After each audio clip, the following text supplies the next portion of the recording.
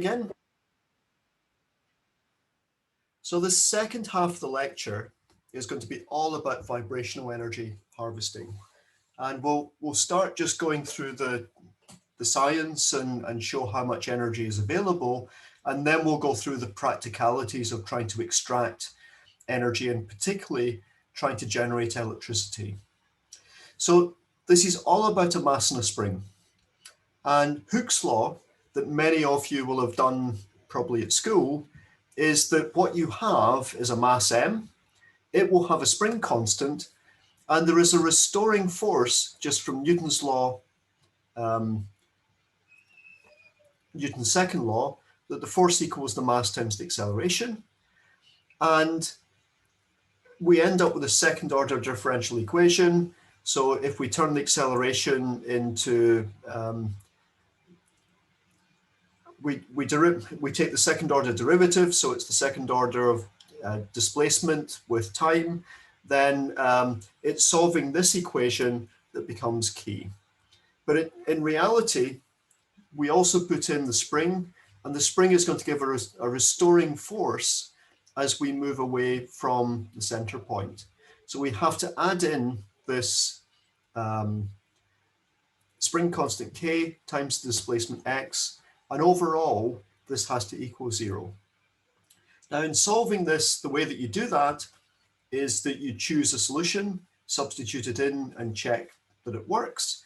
You can do cosine, you can do sine, you can do this with exponential notation for the trigonometric relationships.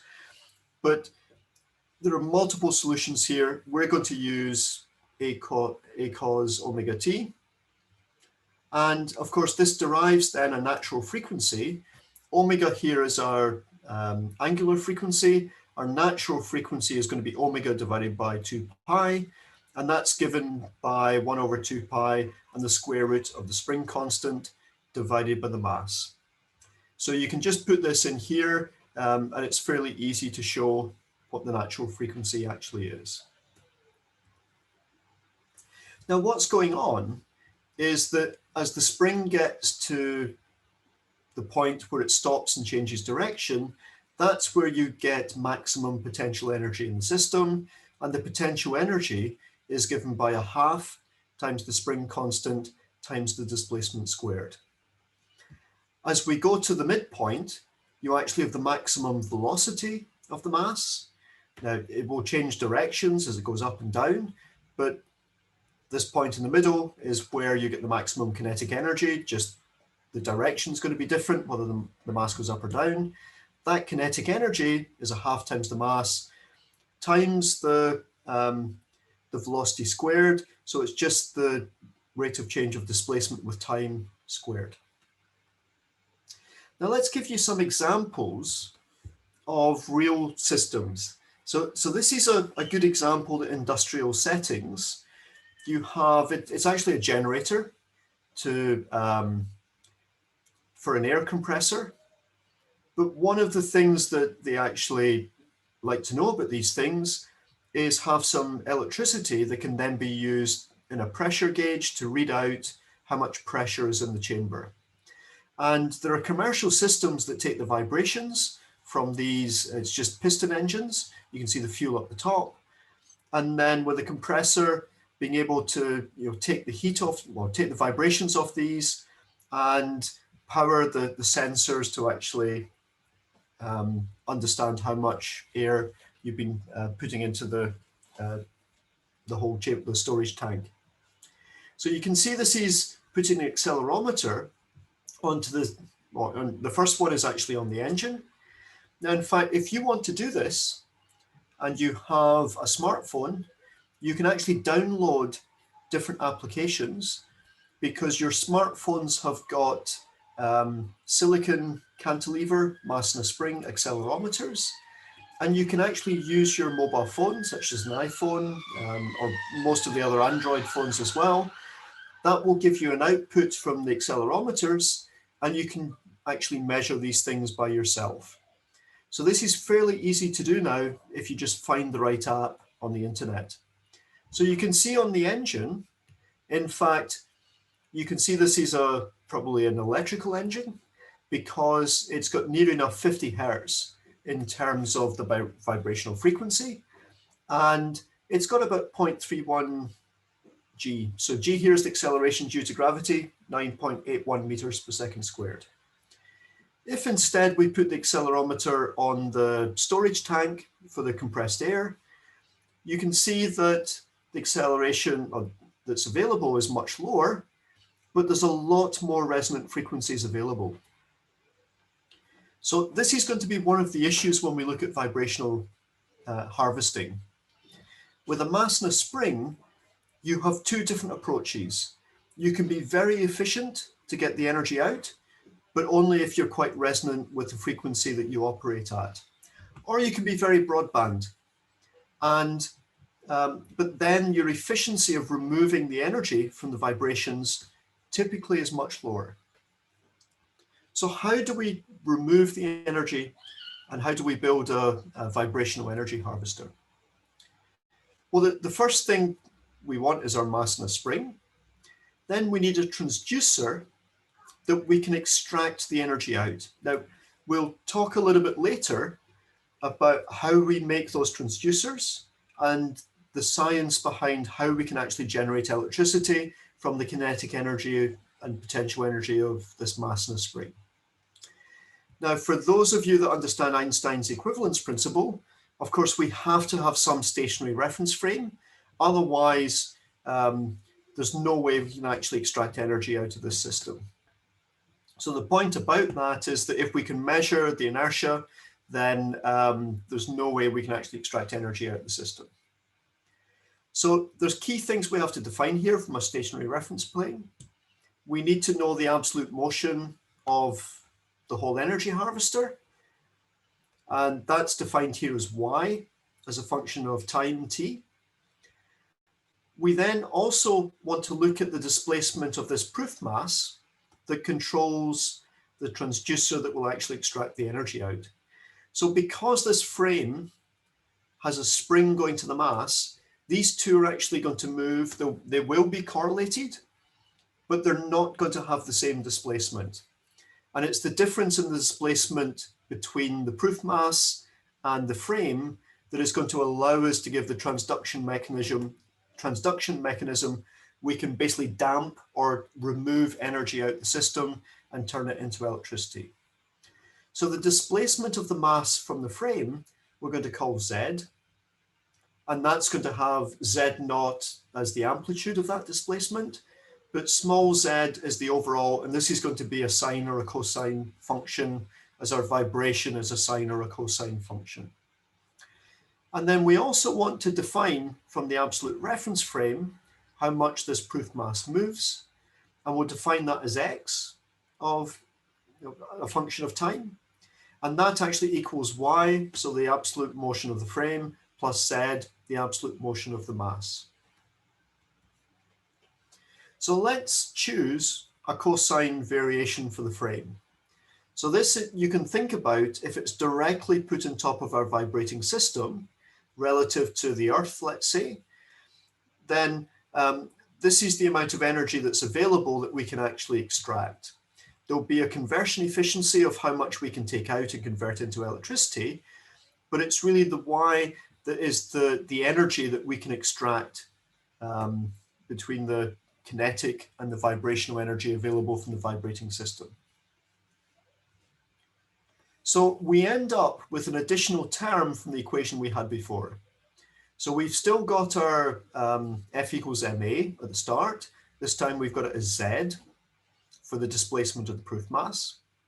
We then have a damping term. So for those of you that have looked at simple harmonic motion and spring systems, this is just putting in a damping term, and in fact the transducer, we're extracting energy out of the system, and it's the same as damping a mass in a spring. We've then got our spring constant times displacement for the restoring force, as from Hooke's law. And then the other thing is that we've actually got the acceleration, or the force, if you like, that comes from the motion of the frame. So because that's got an acceleration, that's our d2y by dt squared. we multiply it by mass to get the force, so we can balance both sides. And we've got a negative in here because typically it's in the opposite direction to the direction of the proof mass moving. And the proof mass is trying to follow what's going on with this. So our y of t, we're going to define it as y naught cos omega t. Here, our y naught is from 0 up to the maximum value. And then what we now want to do is look at the power we can actually get out of this system. So this force equals mass times acceleration. It's just mass times our rate of change of y of t in second order. And so if we want to work out, well, if we differentiate this, then because we've got small y of t equals y naught cos omega t, we get omega coming out in the first derivative and in the second derivative, so we have an omega squared. We end up still with y naught. If we take the absolute value in the modulus of this, the cosine, if we run it long enough, will come out. We ignore the minus sign as well because we're only interested in the absolute force out of this. So we end up with mass times the angular frequency squared times y naught. Now our work done on the system is going to be force times the overall displacement. Now, because we've got a cosine movement here, our overall displacement we're defining as z naught, but actually it's also minus z naught as well. So when we do this, we're going to have to put a 2 in at the next stage. But now, at this stage at least, what we have is our force, which is this m omega squared y naught comes in, and we multiply it by z naught. So that's just from the 0 point of the mass, the maximum displacement. And then the power output we're going to get is twice the work done. And that twice work done is because we've also got the negative z naught when we go away from the stationary point, divided by the period that we have for this thing vibrating up and down. So where we go through a whole cosine cycle. So our period is going to be 2 pi over omega. Now, if we put this all together, then here's our work. So twice this. And then if we divide by the period, 2 pi over omega, we're going to end up with the power that we can have, or the maximum available power from an energy harvester, is given by the mass, so the proof mass, divided by pi, times the angular frequency cubed, times the absolute motion, well, the amplitude of the absolute motion of the frame, times the amplitude of the motion of the mass from its central point. Now, the thing to make about this is that you might think, looking at this equation, that I want to increase the mass and I want to increase the angular frequency here and the amplitudes. All these parameters are interrelated. So you cannot get something for nothing in this equation. So typically, because of the natural frequency, if you remember that we have an equation that this omega is proportional to the square root of the spring constant divided by the mass, as this omega increases, the mass either has to decrease, or if the mass increases, omega is going to decrease.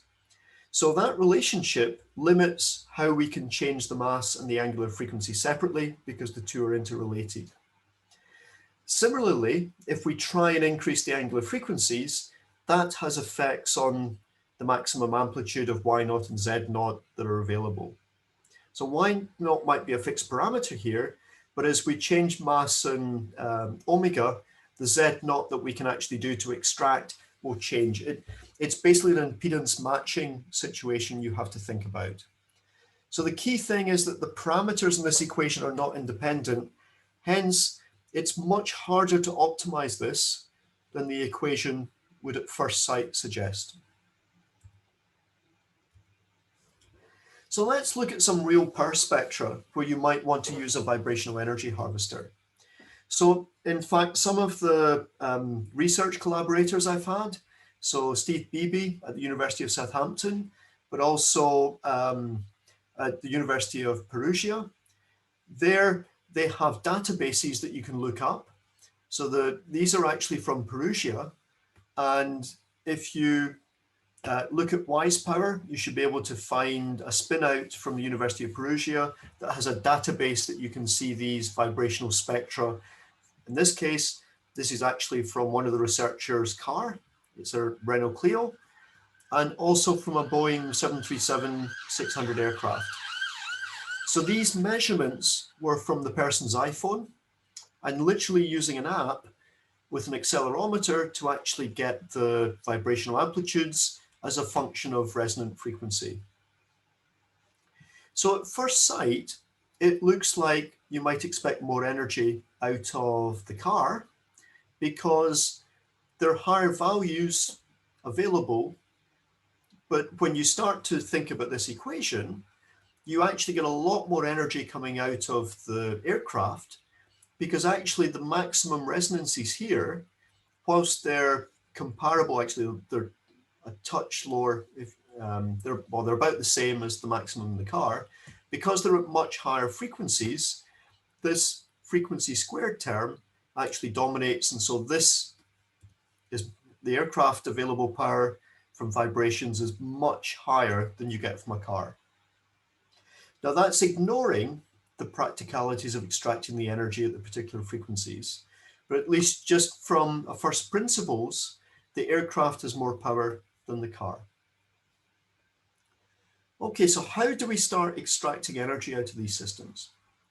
Well, a lot of the systems that are looked at use microelectrical mechanical systems, so what's known as MEMS. In your mobile phone, you have got accelerometers. This is an accelerometer out of a mobile phone. Now, this is a mass and a spring. It maybe doesn't look very much like a mass and a spring, but these are the springs. This is the mass in the center. There's other subtleties because of capacitance readout, which is why the different designs are in here. But this actually moves in different directions and allows you to measure acceleration. This is actually a 4-axis accelerometer. In Glasgow, we've done a lot of MEMS. This is work that we did with spinal cord repair, medical scaffolds to help different tendons from severed spines to actually reconnect. We've worked on things like terahertz filters. This is work that many of the body scanners used in airports. It's this technology that's actually used. At Glasgow, we're actually manufacture virtually every thermal atomic force microscopy probe made in the world. And that again is a MEMS-based process. And a number of, a lot of the research, but also many spin-outs from Glasgow have used lab in a chip. So Glasgow was involved in a prostate cancer sensor that you can now buy at every Boots the chemist. And that was work that was done in the James Watt nanofabrication clean room using microfluidic lab in a chip with different sensors on them. That's now commercial products you can buy in Boots the chemist. So how much power are we going to get available if we take a MEMS system that might be in your mobile phone? So could we power your mobile phone? Well, the answer is no. And really, when we start plotting the size of MEMS masses that are in your accelerometer and the gyroscopes for the sensors in your mobile phone, the problem is the scale of them and the sizes and the mass. It's very difficult with standard vibrations to get anywhere near even milliwatts. So this is microwatts power for a proof mass of silicon that is 10 by 10 by 2 millimeters in size. So you need much larger masses and probably much larger frequencies than what's available if you just walk around. And even if you get up to vibrational systems like washing machines or industrial apparatus or generators, you can see that even up at 100 hertz and the large proof mass here that you might put in a mobile phone, the power levels are still extremely small. So this equation, while it suggests you might be able to get a lot of energy, you can see that for most systems, most of the practical systems, this omega is typically below 200 hertz for the vast majority of vibrational applications. So let's look at this in a bit more detail.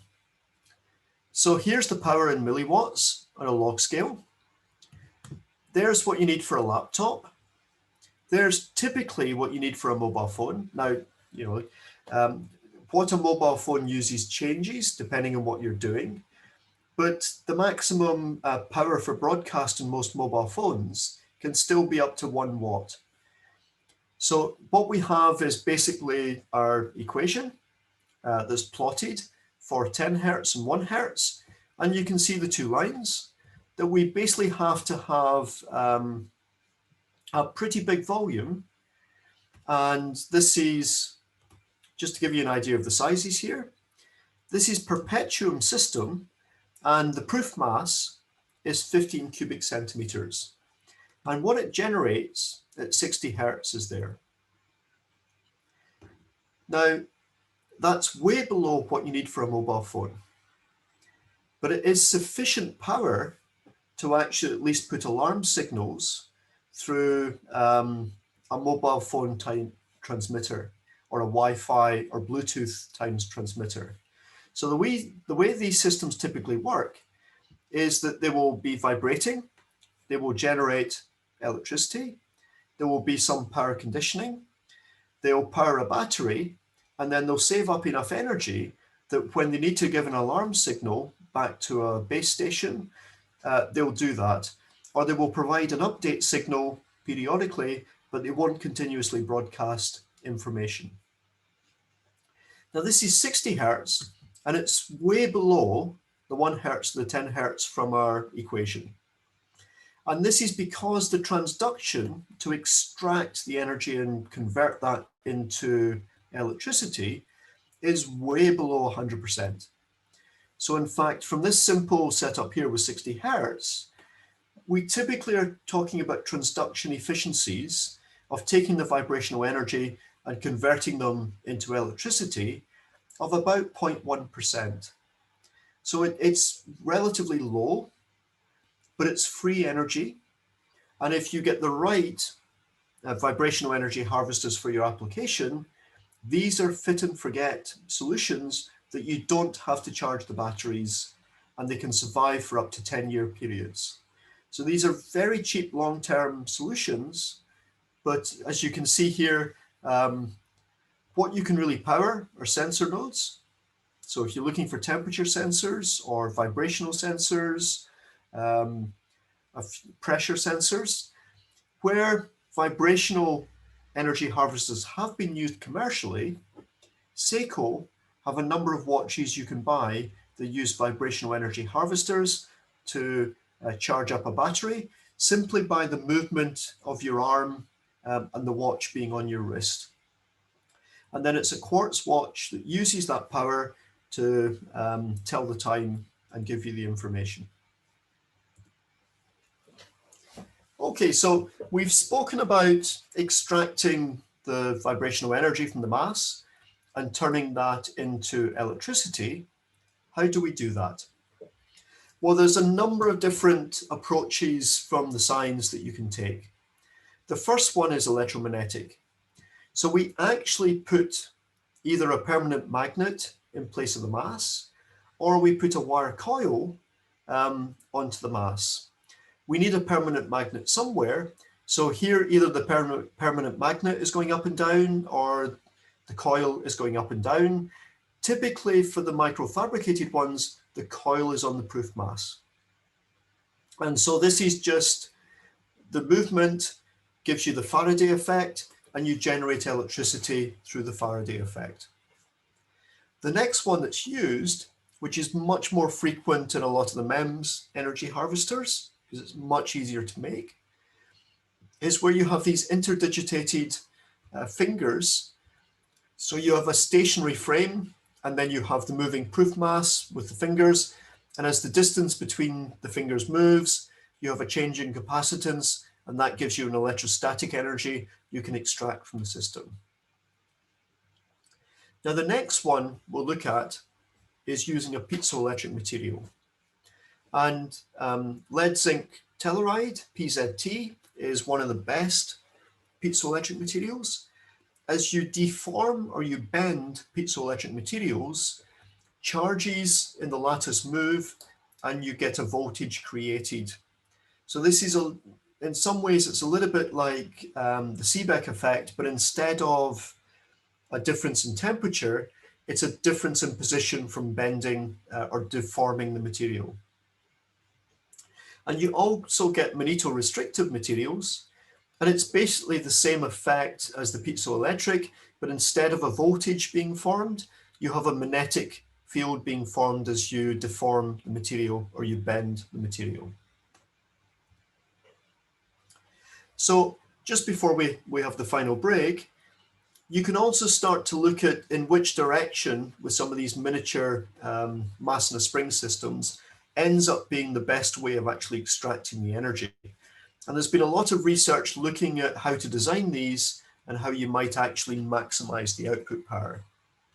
So the reason that you saw the MEMS device with springs laterally is because it turns out that this shuttle type mechanism where this oscillates along this direction, when you compare all the different techniques, that actually is much better than some of these axial or some of the block and simple mass in a spring going up and down. People have also looked at these shuttle mechanisms. These approaches really depend on the type of vibrating system you're trying to extract energy from. But they give you an idea that you can spend a lot of time optimizing these things. And really, they're broadband. But this is part of the issue. If you want broadband, then what they get out is also still pretty small.